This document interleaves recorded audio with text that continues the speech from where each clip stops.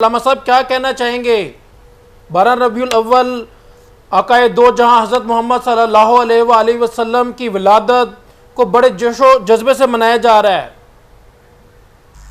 السلام علیکم ورحمۃ وعلیکم اللہ السلام۔ وبرکاتہ۔ آپ مجھے سن پا رہے ہیں؟ جی آپ کی آواز آ رہی ہے، پلیز کنٹینیو۔ جی یا ربی صلی وسلم دائما ابدا علی حبیبک خیر الخلق کلہم۔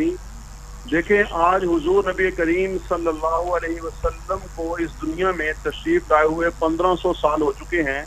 یہ گویا کہ پوری دنیا کے اندر، پورے عالم اسلام کے اندر حضور نبی کریم صلی اللہ علیہ وسلم کی ولادت کی جو مسلم امہ ہے وہ اپنے اپنے انداز میں خوشی کا اظہار کر رہی ہے۔ ہر مسلمان، بلکہ میں تو یہاں تک کہتا ہوں کہ حضور نبی کریم صلی اللہ علیہ وسلم صرف مسلمانوں کے نبی نہیں بلکہ رب العالمین نے ارشاد فرمایا وما ارسلناک الا کافۃ للناس۔ حضور نبی کریم صلی اللہ علیہ وسلم ساری انسانیت کے لیے نبی بن کر دنیا میں مبعوث ہوئے۔ وما ارسلناک الا رحمۃ للعالمین۔ حضور نبی کریم صلی اللہ علیہ وسلم تمام جہانوں کے لیے رحمت بن کر مبعوث ہوئے۔ حضور نبی کریم صلی اللہ علیہ وسلم کی ولادت کی خوشی، پھر حضور نبی کریم صلی اللہ علیہ وسلم کی بعثت کی خوشی۔ آپ دیکھیں، حضور نبی کریم صلی اللہ علیہ وسلم نے ارشاد فرمایا انا ثمرۃ دعوت ابی ابراہیم، کہ میں اپنے باپ حضرت ابراہیم علیہ السلام کی دعاؤں کا ثمرہ بن کے مبعوث ہوا ہوں۔ حضرت ابراہیم علیہ السلام نے اللہ تعالیٰ سے دعا کی تھی ربنا وبعث فیہم رسولا، کہ یا اللہ اس انسانیت کے اندر، ان لوگوں کے اندر ایسا نبی مبعوث فرما دیجئے یتلو علیہم آیاتک، جو قرآن کریم کی تلاوت کریں، یعلمہم الکتاب والحکمہ، انہیں کتاب کی اور سنت کی تعلیم دیں، ویزکیہم، اور ان کا تزکیہ نفس کریں۔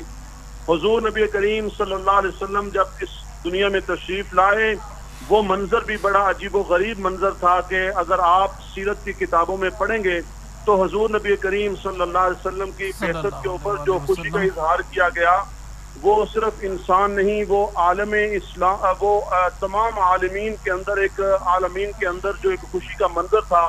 حضور نبی کریم صلی اللہ علیہ وسلم کی پیدائش کے اوپر جس طرح حضور نبی کریم صلی اللہ علیہ وسلم کی جو والدہ سیدہ آمنہ سلام اللہ علیہا، جو انہوں نے ان کی طرف سے جو ہم نے پڑھا ہے کہ کس طرح حضور نبی کریم صلی اللہ علیہ وسلم مختون پیدا ہوتے ہیں، آنکھوں لگا ہوا ہے، اور حضور کریم صلی اللہ علیہ وسلم کی والدہ کو بشارت، خوشخبریاں، انبیاء کرام علیہم الصلوۃ والتسلیمات کی جو زیارات ہو رہی ہیں، انہیں پتھر جو ہے ان سے اسلامی آدمی درخت جھک جھک کر سلام کر رہے ہیں، چشموں سے پانی کے مشکل آ رہے ہیں، کہیں کنگرے وہ ٹوٹ رہے ہیں، کہیں آتش کدے بجھ رہے ہیں۔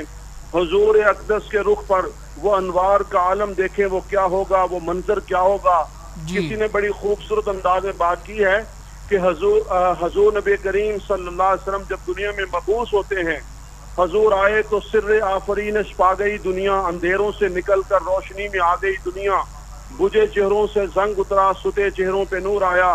حضور آئے تو انسانوں کو جینے کا شعور آیا، ایک یہ بھی منظر تھا۔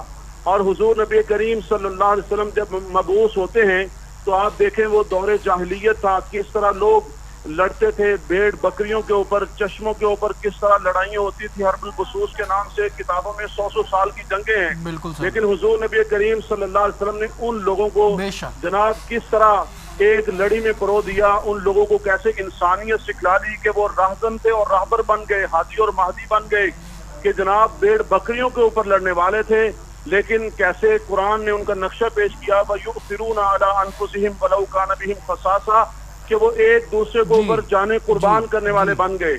اس میں سب سے اہم بات یہ ہے کہ آج ہر مسلمان حضور نبی کریم صلی اللہ علیہ وسلم کے ساتھ محبت کا اظہار کر رہا ہے، یقیناً کرنا بھی چاہیے، لیکن کاش کہ ہم محبت کا اظہار اس انداز میں کریں جیسے حضور نبی کریم صلی اللہ علیہ وسلم نے ہمیں حکم دیا۔ آپ نے فرمایا من احبنی فقد اطاعنی، جو شخص بھی میرے ساتھ محبت کرتا ہے، بہت بہت شکریہ علامہ صاحب، بہت بہت شکریہ۔